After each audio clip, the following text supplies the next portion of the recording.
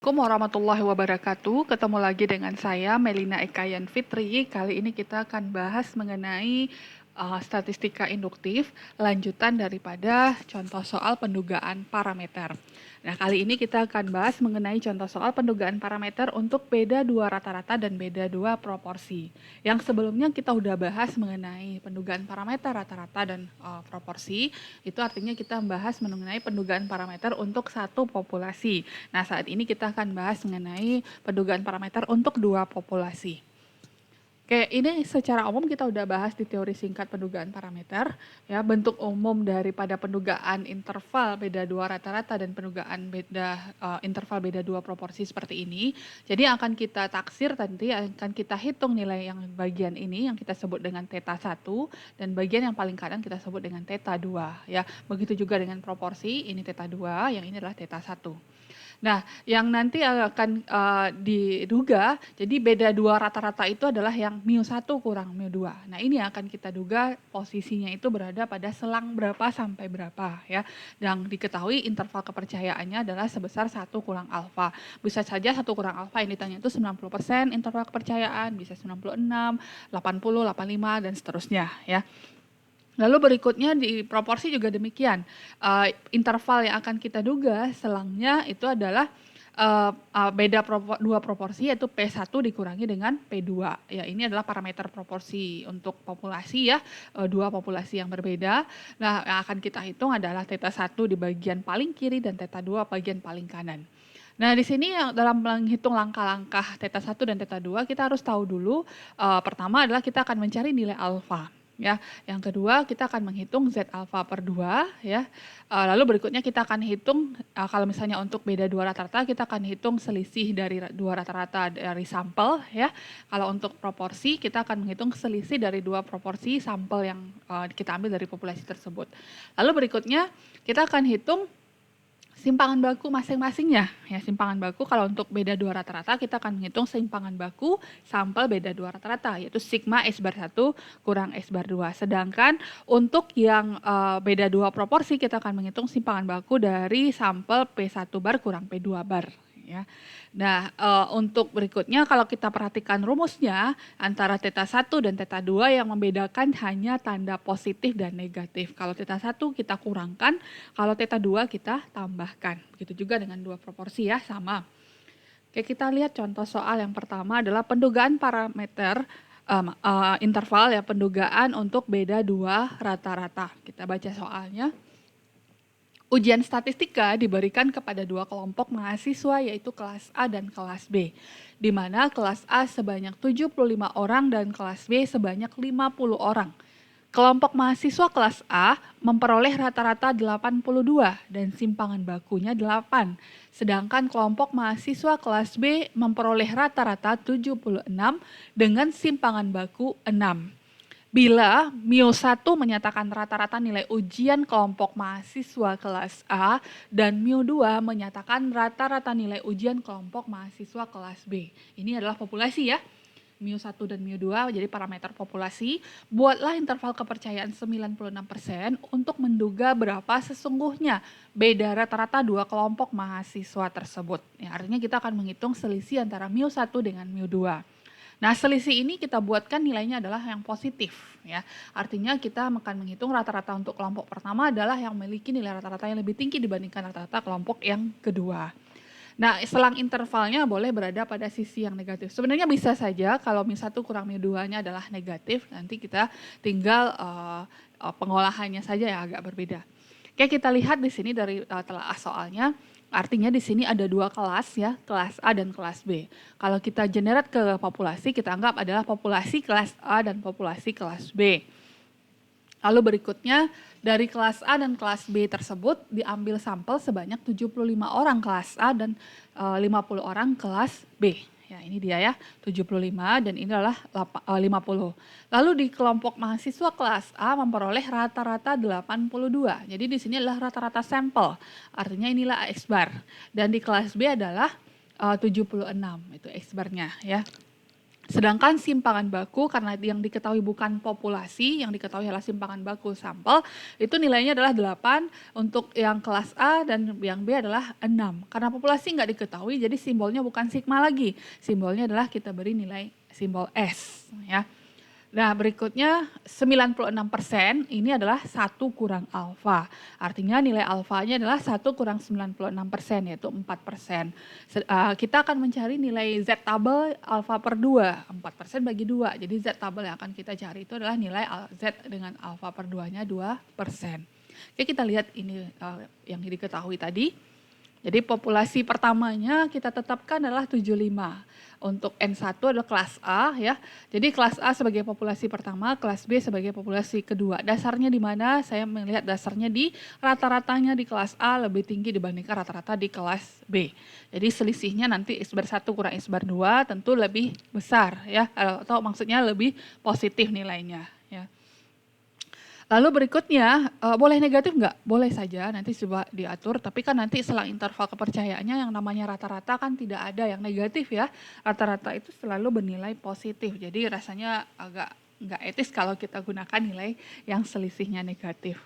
Nah berikutnya ini yang diketahui S1 8, S2 adalah 6. Yang ditanya interval kepercayaan atau selang kepercayaan 96% untuk menduga berapa sesungguhnya beda rata-rata nilai statistik dua kelompok mahasiswa tersebut. Artinya kita akan menghitung interval kepercayaan dari mu1 dikurangi mu2 ya.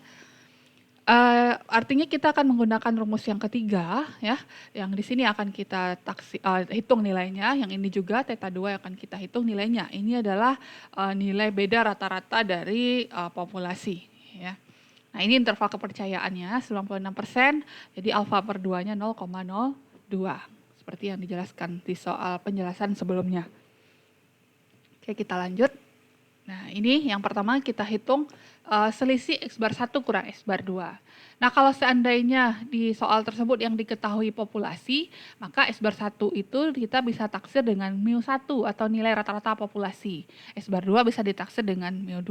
Kalau misalnya cari X bar 1 kurang X bar 2 berarti sama aja kita menghitung mu1 dikurangi mu2 ya.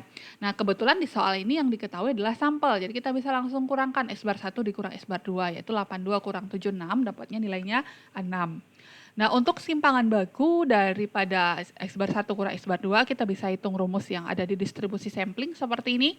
Tadi dia ditaksir simpangan bakunya dengan S ya karena dia dari sampel maka kita gunakan S. Tapi kalau misalnya dari populasi ini ganti dengan sigma seperti ini ya. Jadi hitungannya 8 kuadrat per 75 ditambah 6 kuadrat per 50. Nah, hitung dulu 8 kuadratnya baru bagi 75, begitu juga dengan 6 kuadrat dihitung dulu baru bagi 50. Hasilnya baru jumlahkan dan hasil penjumlahan tersebut baru diakarkan sehingga diperolehlah 1,254. Saya di sini mengambil 3 angka di belakang koma, boleh diambil 2 angka belakang koma, tapi semakin banyak angka di belakang komanya semakin lebih akurat hasilnya ya. Nah berikutnya kita akan tentukan nilai Z alfa per 2. Tadi alfa per 2-nya nilainya berapa? 0,02 ya atau 2%. Akan kita tentukan di tabel Z. Gimana caranya? Coba kita lihat. Ini adalah tabel Z kumulatif ya. Saudara harus tahu tabel Z kumulatif bentuk kurvanya seperti ini ya. Yang diarsir itu adalah yang paling luas yang dari minta hingga sampai kepada Z ya. Z 0,02 artinya nilai probabilitasnya atau nilai yang ada di dalam tabel itu adalah 0,02. Yang akan kita hitung adalah nilai kolom paling kiri yang akan kita cari dengan nilai kolom paling atas lalu kita gabungkan. Artinya kini kita cari 0,02 kira-kira posisinya di mana. Boleh nilainya pas, boleh mendekati. Sebaiknya pas, kalau nggak ada boleh mendekati. Nah ini 0,0207, ini mendekati 0,02. Ada yang lebih sedikit lagi 0,0202. Ada 0,0197. Nah, boleh dipilih yang antara ini dengan yang 0,0197. Silahkan. Tapi ini yang membedakannya bagaimana? Nah, kita lihat kalau 0,0202 itu posisi Z-nya ada di min 2,05 ya. Sedangkan 0,0197 posisi Z-nya min 2,06 ya. Kita lihat di kurva normal. Ya, saya coba di sini ada kalau nggak salah kurva normal, distribusi normal. Oh nggak saya buat ya. Oke kita lihat yang di gambar ini aja. kurva distribusi normal ya. Kalau negatif tentu dia berada di sebelah kiri ya posisinya. Karena ini di tengah-tengah 0, kalau positif Z-nya berarti berada di sebelah kanan. Tadi min 2,05 ya. Kita anggaplah di sini posisinya garisnya, titiknya di sini min 2,05 ya. Kalau misalnya min 2,06 tentu dia berada di sebelah kiri min 2,05 karena min 2,06 itu lebih kecil daripada min 2,05. Sesuai dengan kurva XY atau diagram Kartesius ya. Jadi mana yang lebih luas? Kalau kita pilih 2,06, dia kan plus minus nanti di sebelah kanan tentu 2,06. Kalau 2,05 posisinya di sini, yang ini di sini. Mana interval yang paling panjang? Tentu yang paling panjang adalah interval yang 0,06. Ya. Nah, kita kan tahu di pendugaan parameter kita akan memilih interval yang paling pendek atau yang paling kecil biar mendekati daerah yang akan kita tuju atau mendekati daerah yang akan kita duga ya. Nah, dalam hal ini μ1 dikurang μ2 kira-kira posisinya berada di tengah ini ya. Jadi di sini kita akan pilih min 2,05 ya. Perhatikan kursor saya. Berarti ini dia min 2,05 sampai ke sini lah kira-kira ya, sependek ini. Kalau min 2,06 berarti dia ke sini. Lebih panjang intervalnya. Jadi kesimpulannya kita pilih Z-nya min 2,05 ya. Kita lihat, nah ini dia. Kita ambil nilai positifnya saja ya. Sebenarnya mau ambil negatif positif boleh kan sama aja artinya. Kalau kita ambil yang negatif itu untuk theta 1 karena tandanya negatif di sini ya. Jadi Z alfa per 2-nya langsung ya. Kalau di sini positif. Nah, rumus kita udah ada negatif positif jadi kita ambil nilai mutlaknya aja. Jadi Z alfa per 2-nya 2,05. Atau boleh langsung hitung perkalian ini. Ya, dapatlah 2,5705. Saya ambil dua angka belakang koma, 2,57 hasilnya ya. Lalu berikutnya tinggal kita masukin 6 dikurang 2,57, 6 ditambah 2,57. Jadi interval kepercayaan dari pendugaan kita terhadap beda dua rata-rata atau μ1 kurang μ2 itu berada antara 3,43 sampai 8,57 ya. Artinya kalau kita jelaskan kesimpulannya adalah jadi kita percaya 96% bahwa beda nilai statistika dua kelompok mahasiswa tersebut adalah terletak antara 3,43 sampai dengan 8,57. Ya. Nah, ini contoh yang pertama. Nah, berikutnya kita lihat contoh yang kedua itu pendugaan sampel beda dua proporsi. Nah, kita baca soalnya lagi. Suatu survei mengenai acara sinetron televisi dilakukan terhadap dua kelompok sampel. Sampel pertama ada ibu bekerja di luar sebanyak 500 orang dan ketika mereka ditanya sebanyak 325 orang menyatakan suka menonton sinetron. Sedangkan sampel kedua adalah ibu rumah tangga sebanyak 700 orang dan 400 orang menyatakan suka menonton sinetron. Ya. Buatlah interval kepercayaan 85% untuk menduga berapa sesungguhnya beda dua populasi yang menyukai sinetron tersebut. Nah, sekarang kita membahasnya adalah proporsi. Proporsi ini boleh disebut juga dia sebagai persentase ya kejadian terhadap populasi atau terhadap sampelnya. Kalau proporsi sampel tentu terhadap sampel, kalau proporsi populasi terhadap ukuran populasi ya. Atau boleh juga disebut juga dengan menghitung probabilitas ya kejadian dibagi dengan seluruh ruang sampel ya. Dalam hal ini sampel yang kita pilih ya ada 500 N-nya, satu lagi ada 700. Kita akan tentukan mana yang populasi kelompok pertama, mana kelompok kedua, yaitu dengan menentukan nilai proporsi yang paling tinggi itu sebagai kelompok pertama, proporsi yang paling rendah sebagai kelompok kedua ya. Untuk menghitung proporsinya sama aja cara kita menghitung persentase. Nah, misalnya untuk ibu yang bekerja di luar, maka proporsi dia menonton sinetron di televisi itu adalah banyak yang menonton itu 325 dengan total sampel 500 jadi 325 per 500. Sedangkan untuk ibu rumah tangga itu adalah yang menonton ya suka menonton sinetron 400 dan sampelnya 700 berarti 400 per 700 itu proporsinya. Nah, kita akan tentukan nanti P1 dan P2 yaitu dengan menghitung siapa yang paling tinggi proporsinya itu sebagai P1 dan yang rendahnya adalah sebagai P2. Karena kan selisih proporsi, kita tahu proporsi itu nilainya selalu positif ya. Nah, berikutnya sama halnya dengan yang rata-rata tadi ya. Buatlah interval kepercayaan 85%. Artinya di sini 1 kurang alfanya 85%. Berarti alfanya adalah 1 kurang 85%, yaitu 15%. Yang akan kita hitung Z alfa per 2. Jadi alfa per 2 7,5%, kita akan cari 7,5% di dalam tabel Z kumulatif. Sama halnya saat kita menghitung yang ada di beda 2 rata-rata tadi. Nah, ini dia yang diketahui. Jadi di sini yang populasi pertamanya itu adalah ibu yang bekerja di luar. Kenapa? Karena ternyata proporsinya lebih tinggi dibandingkan dengan ibu rumah tangga. Nah, ini dia ya. Jadi di sini proporsi yang pertama untuk ibu kerja di luar itu 0,65, sedangkan untuk ibu rumah tangga 0,57, tentu lebih besar 0,65. Jadi makanya saya tetapkan populasi pertama itu adalah 1 untuk ibu kerja di luar dan yang kedua itu adalah ibu rumah tangga ya. Dan mengikuti yang lainnya, ukuran sampel 500, X1 325, N2 700, X2 400. Nah, sekarang kita akan hitung interval kepercayaan 85%, gunakan rumus yang keempat tadi. Ini ya rumusnya.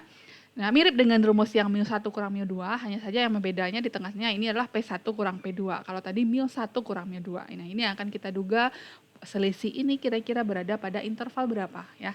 Jadi kita akan hitung ini sebagai θ 1, ini kita hitung sebagai θ 2 ya. Alfanya 15%, alfa per 2-nya 0,075 ya.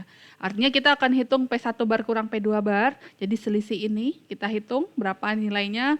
Lalu kita akan hitung simpangan baku P1 bar kurang P2 bar itu dengan rumus sebagai berikut. Oke, kita lihat. Ini dia ya. P1 bar dikurang P2 bar. Kalau seandainya kita tahu nilai populasinya untuk proporsi, kita bisa gunakan proporsi populasi tersebut. Tapi kalau kita menghitungnya dari sampel, seperti soal ini, kita langsung hitung selisih dari proporsi sampel tadi, yaitu 0,65 kurang 0,57 sama dengan 0,08. Gunakan prinsip yang ada di distribusi sampling, ya, di mana nilai rata-rata dari sampling itu sama dengan nilai rata-rata dari populasi. Begitu juga nilai proporsi dari sampling sama dengan nilai proporsi populasinya. Lalu untuk menghitung simpangan baku dari selisih proporsi tersebut, gunakan rumus yang sama dengan di distribusi sampling.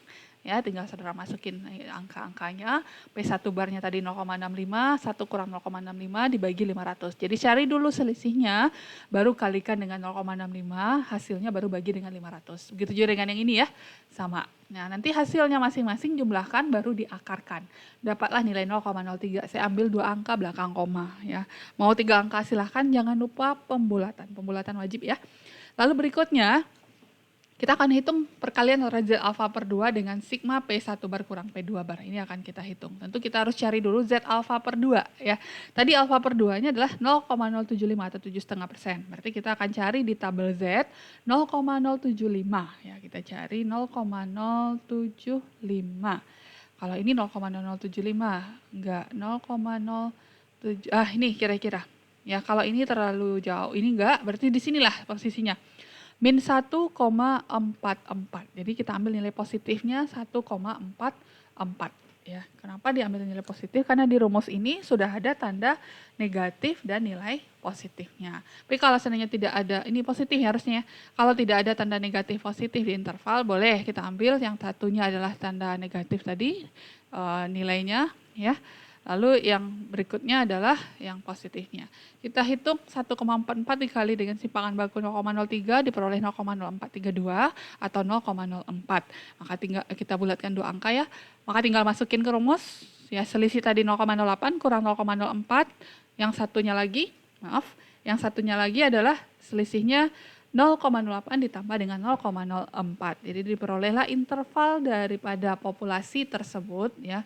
Maaf, ini ada yang keliru, saya perbaiki ya. Sebentar, ini harusnya tidak pakai rata-rata karena kita kan menduga populasi ya. Sebentar, ini P1, ini juga, ini adalah P2 ya. Ini saya copy aja. Jadi yang ditaksir adalah proporsi dari populasi, bukan rata-rata. Ya. Oke, ini dia ya. Nah, jadi kita peroleh intervalnya itu berada antara 0,04 sampai 0,12 atau kalau kita jadikan persen itu 4% sampai 12%. Jadi kita percaya 85% bahwa beda dua proporsi yang menyukai sinetron tersebut adalah antara 4% sampai 12%. Ya. Demikian, semoga bermanfaat. Oke. Assalamualaikum warahmatullahi wabarakatuh.